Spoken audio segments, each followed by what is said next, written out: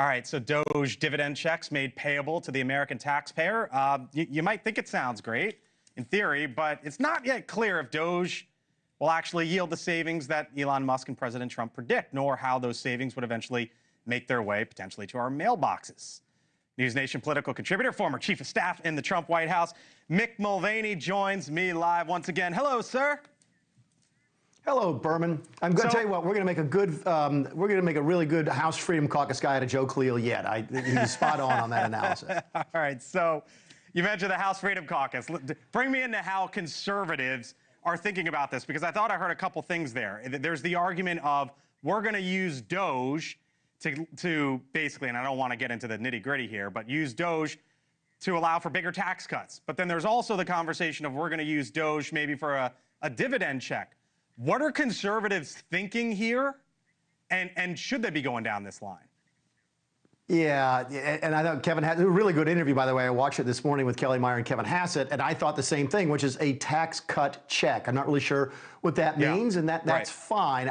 I can't imagine, Blake, that they're going to actually be cutting physical checks to people for $5,000. It adds to the deficit. It's inflationary. What did we just learn from the Biden administration? If you give people money for doing nothing, it creates inflation. So I can't see that. The White House, though, Mick, has made the argument it's not.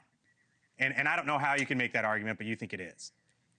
Yeah, I didn't hear that. Listen, Kevin Hassett is one of the smartest people I've ever met. There's no question about that. I'm happy he's in the White House, and I want this whole this whole project to succeed. But you can't give people $5,000 checks and not have it be inflationary. That's what we just learned in the last couple of years. But if they're going to try to use these savings to sort of offset the calculations that they do and how much they can lower taxes, that's an interesting sort of story. What I think is getting lost, Blake, in all of this is this.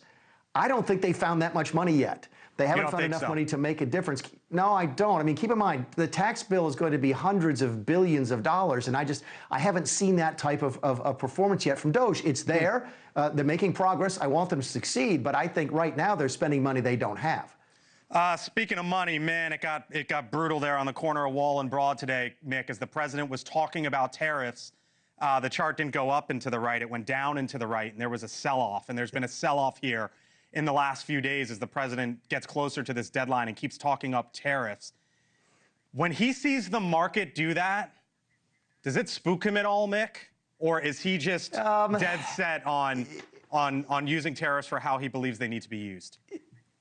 Yeah, the answer is not yet. I mean, yes, it was a bad day on the street. There's no question about it. But it wasn't, a monstrous sort of move. I don't think anybody's talking about a correction yet. Certainly, Trump does watch the markets. But if you go back and watch the interview with Kevin Hassett, he said something very interesting about the tariffs. And he said, look, tariffs will have one impact on the economy, but all the other things we're going to do might have another impact. Yes, tariffs are inflationary in tendency. They tend to drive prices up. But so much of what the Trump administration is going to do and other things is going to tend to drive prices down. I'm speaking specifically here about deregulation. So I think it's too soon to say what the impact will be. But certainly, Wall Street doesn't like tariffs. It likes free trade. There's no doubt about that. Trump is watching, but I don't think it's changing anybody's minds in the White House anytime soon. All right. He would know. He was the former chief of staff, NewsNation contributor as well. Mick Mulvaney, thank you, sir. Appreciate it. Talk to you again soon. Thanks, Blake. Thank you for watching, and make sure you go to joinnn.com to find NewsNation on your television provider. And don't forget to click the red subscribe button below to get more of NewsNation's fact-driven, unbiased coverage.